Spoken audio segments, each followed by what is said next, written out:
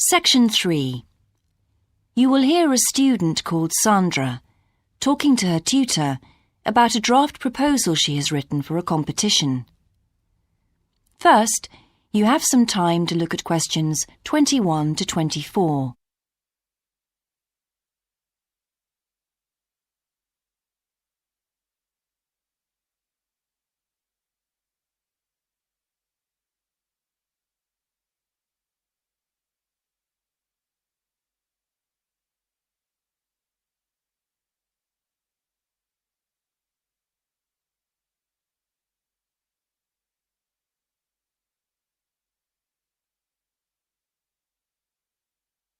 Now listen carefully and answer questions 21 to 24.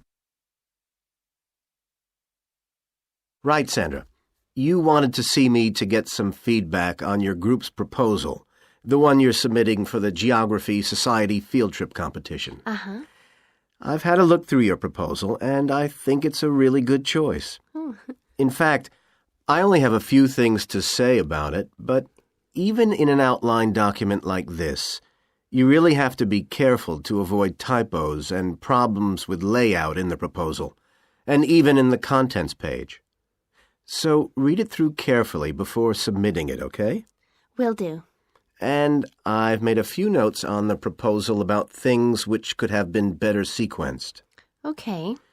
As for the writing itself, I've annotated the proposal as and where I thought it could be improved. Generally speaking, I feel you've often used complex structures and long sentences for the sake of it, and as a consequence, although your paragraphing and inclusion of subheadings help, it's quite hard to follow your train of thought at times. Oh. So cut them down a bit, can you? Really?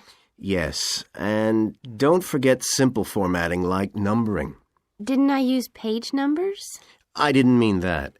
Look, you've remembered to include headers and footers, which is good, but listing ideas clearly is important.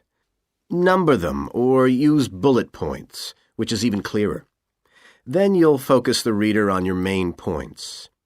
I thought your suggestion to go to the Navajo Tribal Park was a very good idea. No, I've always wanted to go there. My father was a great fan of cowboy films and the Wild West, so I was subjected to seeing all the epics, many of which were shot there. Mm-hmm.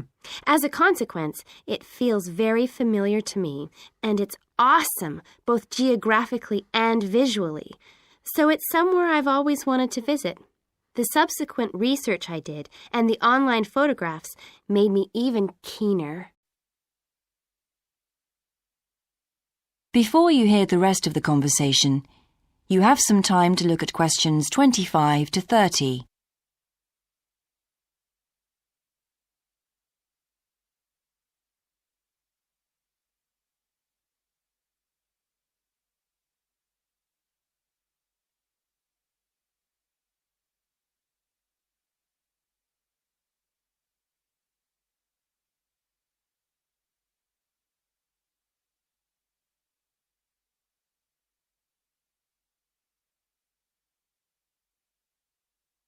Now listen and answer questions 25 to 30.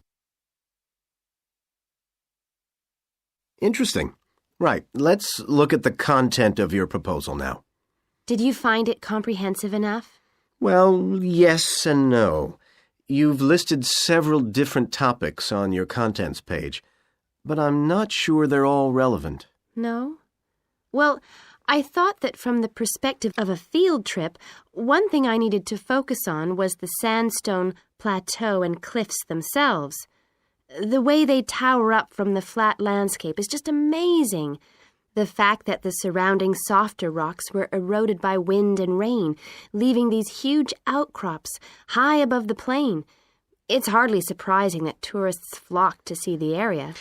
Well, yes, I'd agree with including those points. And then the fact that it's been home to Native American Navajos and all the social history that goes with that. The hardships they endured trying to save their territory from the invading settlers. Their culture is so rich. All those wonderful stories. Well, I agree it's interesting, but It's not immediately relevant to your proposal, Sandra, so at this stage, I suggest you focus on other considerations.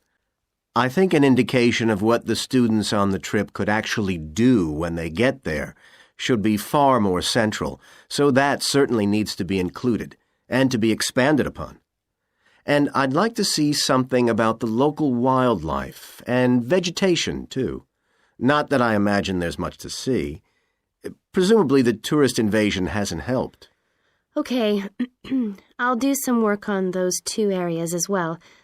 But you're right, there's not much apart from some very shallow-rooted species. Although it's cold and snowy there in the winter, the earth is baked so hard in the summer sun that rainwater can't penetrate. So it's a case of flood or drought, really. So I understand.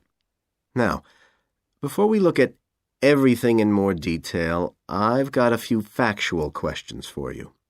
It would be a good idea to include the answers in your finished proposal, because they're missing from your draft. Fine. So you mentioned the monoliths and the spires, which was good. But what area does the tribal park cover? Do you know?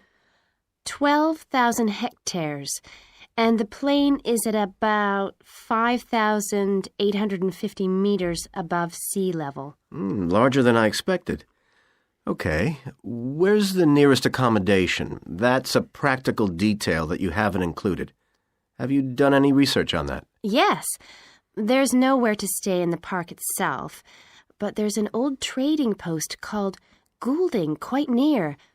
All kinds of tours start from Goulding, too. What kind of tours? Well, the most popular are in four-wheel drive Jeeps, but I wouldn't recommend hiring those.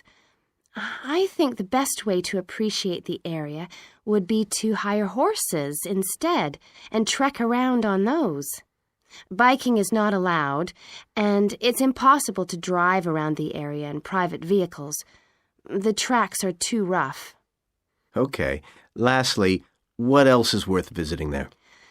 There are several caves, but I haven't looked into any details. I'll find out about them. Okay, good. Now what I'd like to know is more about...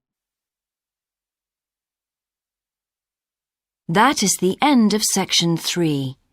You now have half a minute to check your answers.